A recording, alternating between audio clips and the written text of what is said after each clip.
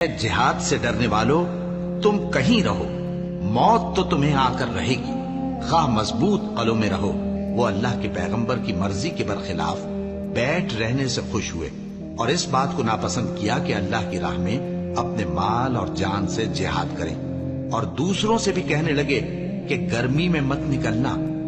इनसे कह दो कि दोज़ख की आग इससे कहीं ज्यादा गर्म है।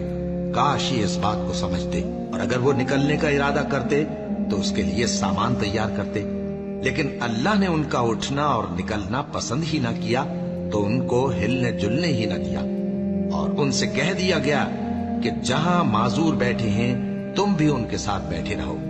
अगर वो तुम में शामिल होकर निकल भी खड़े होते तो तुम्हारे दरमियान शरारत करते और तुम में फसाद डलवाने की गरज से दौड़े दौड़े फिरते, और तुम में उनके जासूस भी हैं। और अल्लाह जालिमों को खूब जानता है।